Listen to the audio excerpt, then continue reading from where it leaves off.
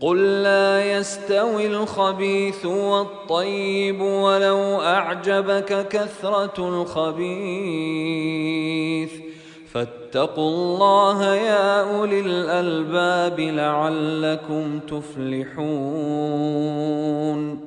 آپ کہہ دیجئے کہ ناپاک اور پاک برابر نہیں ہوتے ہیں، اگرچہ ناپاک کی کثرت تمہارے لیے خوشکن ہو، پس اے عقل والو تم لوگ اللہ سے ڈرتے رہو، شاید کہ تمہیں کامیابی حاصل ہو۔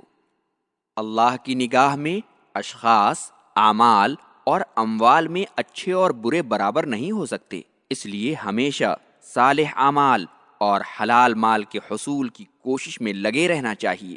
خبیث کی کثرت اگرچہ بعض اوقات انسان کو متاثر کرتی ہے، لیکن اللہ کے نزدیک ہمیشہ اعتبار صالحیت اور عمدگی کا ہوتا ہے، قلت و کثرت کا نہیں۔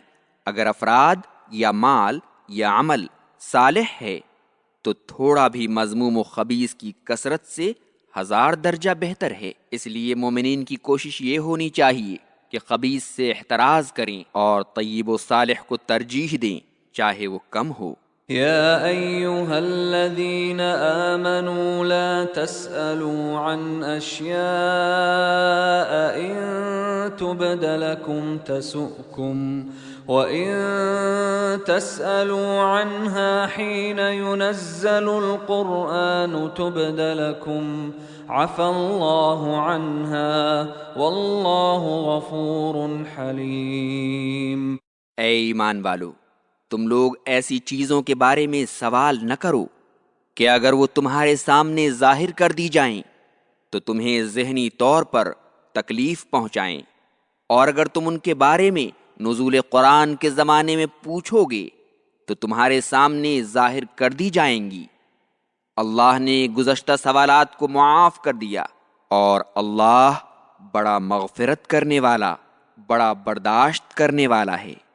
اس آیت کریمہ میں اللہ تعالیٰ نے اپنے مومن بندوں کو اللہ اور اس کے رسول صلی اللہ علیہ وسلم کے ساتھ ایک تشریعی ادب کی تعلیم دی ہے، اور انہیں ایسے سوالات کرنے سے منع فرمایا ہے جن میں بظاہر کوئی فائدہ نہ ہو، اور خواہ مخواہ کی کرید سے منع کیا ہے، اس لیے کہ بسا اوقات ایسے غیر ضروری سوالات کے جواب میں ایسی باتیں سننی پڑتی ہیں جن سے آدمی کو تکلیف ہوتی ہے۔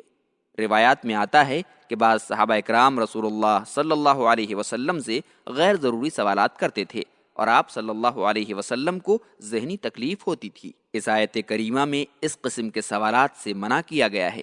بخاری و مسلم نے انس بن مالک رضی اللہ عنہ سے روایت کی ہے کہ ایک بار رسول اللہ صلی اللہ علیہ وسلم خطبہ دے رہے تھے۔ ایک آدمی نے پوچھا کہ میرا باپ کون ہے؟ تو آپ صلی اللہ علیہ وسلم نے کہا فلاں آدمی، تو یہ آیت نازل ہوئی۔ بعض روایتوں میں آیا ہے کہ اس صحابی کا نام عبداللہ بن حذافہ تھا۔ امام احمد، ترمذی اور ابن ماجہ وغیرہ نے علی بن ابی طالب رضی اللہ عنہ سے روایت کی ہے کہ جب وَلِلَّهِ عَلَى النَّاسِ حِجُّ الْبَيْتِ مَنِ اسْتَطَاعَ إِلَيْهِ سَبِيلًا نازل ہوئی، جس میں اللہ تعالیٰ نے حج کی فرضیت کا اعلان کیا ہے، تو بعض لوگوں نے پوچھا کہ یا رسول اللہ، کیا یہ حکم ہر سال کے لیے ہے؟ تو آپ خاموش رہے۔ ان لوگوں نے دوبارہ پوچھا کہ کیا یہ حکم ہر سال کے لیے ہے؟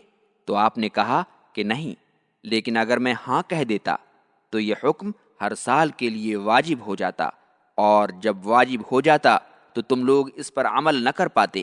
اسی کے بعد یہ آیت نازل ہوئی۔ صحیحین میں سعد بن وقاص رضی اللہ عنہ سے مروی ہے کہ مسلمانوں میں سب سے بڑا مجرم وہ ہے جس نے کسی ایسی چیز کے بارے میں سوال کیا جو پہلے سے حرام نہیں تھی، اور اس کے سوال کرنے کی وجہ سے حرام کر دی گئی۔ ایک دوسری حدیث صحیحین میں ابو ہریرہ رضی اللہ عنہ سے مروی ہے کہ رسول اللہ صلی اللہ علیہ وسلم نے فرمایا، میں جب تک تمہیں چھوڑے رکھوں تم لوگ بھی مجھے چھوڑے رکھو، کیونکہ تم سے پہلے کے لوگوں کو ان کے کثرت سوال اور انبیاء کی مخالفت نے ہلاک کیا تھا، اور اگر تم ان کے بارے میں نزول قرآن کے زمانے میں پوچھو گے تو تمہارے سامنے ظاہر کر دی جائیں گی۔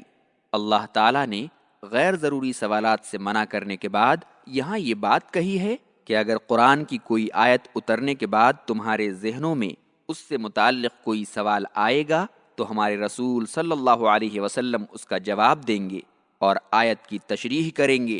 حافظ ابن القیم رحمہ اللہ نے یہی مفہوم بیان کیا ہے، اور اس سے یہ شبہ بھی زائل ہو جاتا ہے کہ مطلق سوال سے منع کر دیا گیا تھا۔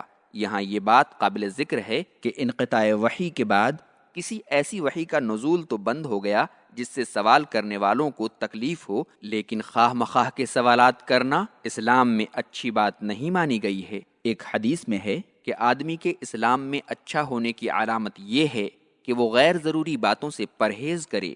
ترمذی، ابن ماجہ۔ عفا اللہ عنہا یعنی ماضی میں جو کچھ ہوا اللہ نے اسے معاف کر دیا، آئندہ ایسا نہیں ہونا چاہیے۔ اس کا ایک مفہوم یہ بھی بیان کیا گیا ہے کہ اللہ تعالیٰ نے قرآن کریم میں جو کچھ بیان نہیں کیا ہے انہیں اللہ نے معاف کر دیا ہے، اگر اللہ چاہتا تو انہیں بھی بیان کر کے تم پر واجب کر دیتا۔ قد سألها قوم من قبلكم ثم أصبحوا بها كافرين۔ تم سے پہلے ایک قوم نے اس قسم کے سوالات کیے تھے، پھر ان احکام کا انکار کر بیٹھے۔ گزشتہ امتوں نے اپنے رسولوں سے غیر ضروری اور اذیت پہنچانے والے سوالات کیے، اور جب ان سوالات کی وجہ سے ان پر احکام و فرائض عائد کیے گئے تو انہوں نے انہیں بجا لانے سے انکار کر دیا اور کفر کے مرتکب ہوئے۔